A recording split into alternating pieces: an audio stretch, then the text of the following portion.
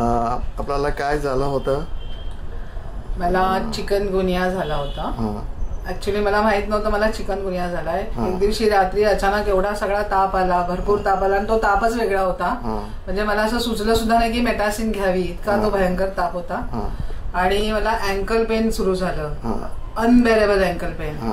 त्याच्यानंतर म्हणजे रात्र तर मी तशी काढली, पण सकाळी भयंकर ताप पुन्हा. त्यामुळे मग मी डॉक्टरकडे गेले आणि डॉक्टरांनी मला ऍडमिटच करून घेतलं. खूपच विकनेस वाटत होता आणि खूपच पेन होत होतं. पहिल्या दिवशी काही हात वगैरे वाकडे झाले नव्हते, पण 2-3 दिवस जसे झाले तसे हात वाकडे झाले, पाय एकदम तिरके झाले आणि अनबेरेबल पेन. मग इंजेक्शन्स वगैरे वगैरे सगळं चालू केलं. 5 दिवसाची ट्रीटमेंट झाली माझी. माझा ताप पूर्णतः गेला, परंतु पेन खूप राहिलं. मग पेन किलर्स वगैरे मी ऑर्थोपेडिक कडे पाठवलं. त्यांनी पेन किलर्स दिले. पेन किलर थोड्या वेळ थांबायचं दुखणं, 2-3 तास थांबायचं, पण त्याच्यानंतर पुन्हा दुखायला लागायचं. मी साधारण 8-10 दिवस ह्याची ट्रीटमेंट केली ॲलोपॅथिकची. त्याच्यानंतर म्हणजे की दुखायचं काही थांबलं नाही. मी दुसऱ्या ट्रीटमेंटचा विचार करत होते की आता पुढे काय करावं. म्हणजे आपली ट्रीटमेंट तुम्ही चालू केल्याच्या पहिला किती टाइम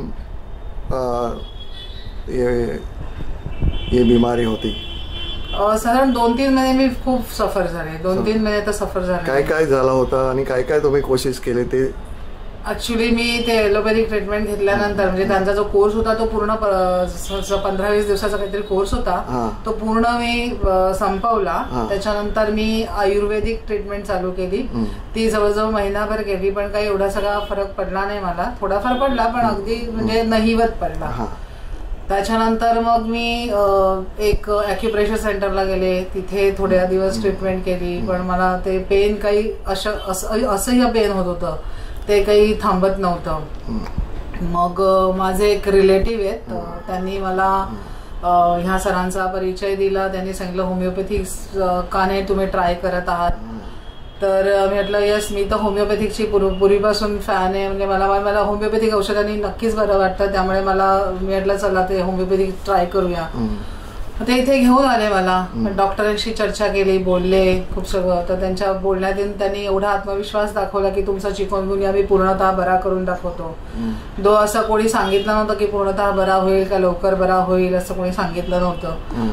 आणि त्यांच्या त्या आत्मविश्वासाने मी अर्धी बरे झाले. त्याच्यानंतर मी ट्रीटमेंट चालू केली आणि मला ट्रीटमेंट चालू केली होमिओपॅथी आपली.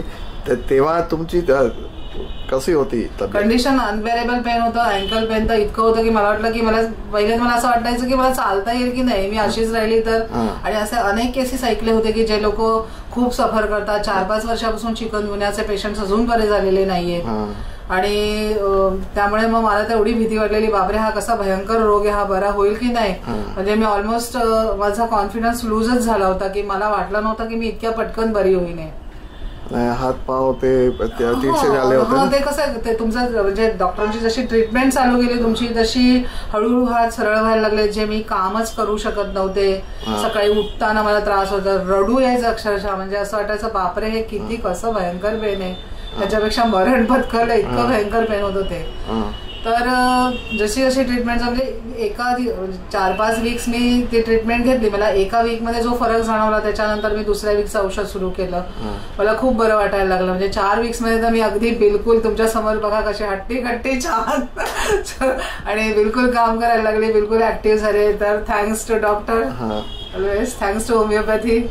थँक्यू. ओके, नाव चिकनगुनिया पूर्ण गेला? हो, पूर्ण गेला. म्हणजे माझ्या बरोबरचे भरपूर मी काही पेशंट्सना बघते की अजून ते लोक अजून कुठेतरी पेन होत आहे त्यांना, पण मला तसं काही होत नाहीये. मी एकदम पूर्णतः बरी आहे. मी सगळ्यांना सजेस्ट करते की तुम्ही ह्या डॉक्टरांकडे जा आणि प्लीज लवकर जा, ताकी तुम्ही लवकर बरे व्हाल. Okay, thank you. Okay, thank you.